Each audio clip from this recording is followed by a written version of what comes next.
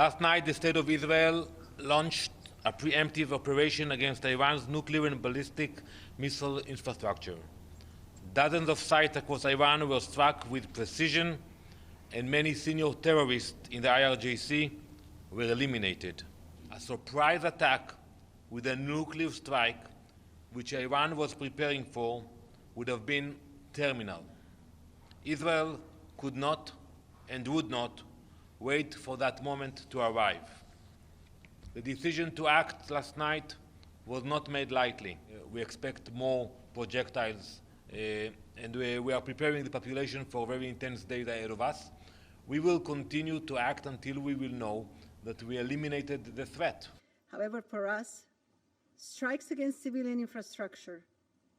In the name of God, the compassionate and merciful, Madam President, we extend. Earlier today, Israel continued its act of aggression against Iran, once again targeting multiple civilian and military sites across several Iranian cities. These deliberate and systematic killings were not only illegal, but inhuman, a chilling display of calculated aggression. These atrocities constitute clear act of state terrorism and flagrant violation of international law. Those who support this regime with the United States at the forefront must understand that they are complicit by aiding and enabling these crimes, they share full responsibility for the consequences. Supporting Israel today is supporting war crimes, crimes against humanity, and deliberate undermining of global peace and security. The Israeli regime's long-standing crimes against the oppressed Palestinian people, its repeated violation of the sovereignty of regional countries, and its possessions of undeclared weapons of mass destruction have made the Middle East a cauldron of chronic instability since its creation. President, first, I would like to thank USG DeCarlo. We waited for diplomacy to work. We gave the international community time. We watched negotiations stretched on as Iran made forced concessions or refused the most fundamental conditions. All the while, Iran continued to build toward the unthinkable. Last night, the wait ended. We will not relent, and we will not allow a genocidal regime to endanger our people.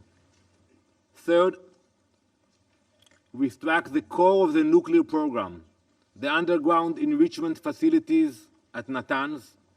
This facility was operating at a military-grade capacity. Intelligence confirmed that within days, Iran could have produced enough material for multiple bombs. لعقد هذه الجلسة وأشكر السيدة وكيل الأمين العام للأمم المتحدة. We acted because 80 years ago, the Jewish people made a promise to ourselves, never again. That promise applies to a nuclear holocaust as well. This was an act of national preservation. It was one we undertook alone, not because we wanted to, but because we were left no other option. Proxy or independent actor. As President Trump has repeatedly said, this dangerous regime cannot be allowed to have nuclear weapons. Israel advised us this action was necessary for its self-defense. Every sovereign nation has the right to defend itself, and Israel is no exception. The United States was informed of the strikes ahead of time, but was not militarily involved in these strikes. Our absolute foremost priority is the protection of U.S. citizens, personnel, and forces in the region.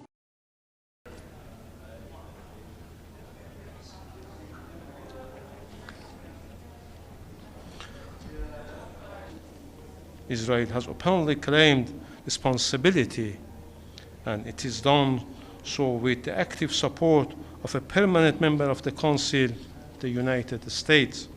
This aggression constitutes a declaration of war.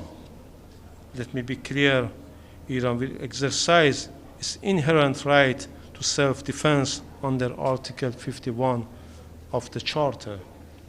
Our response will be lawful, proportionate, and determined, and it will come at a time of our choosing. Continue negotiations with the United States? Are you going to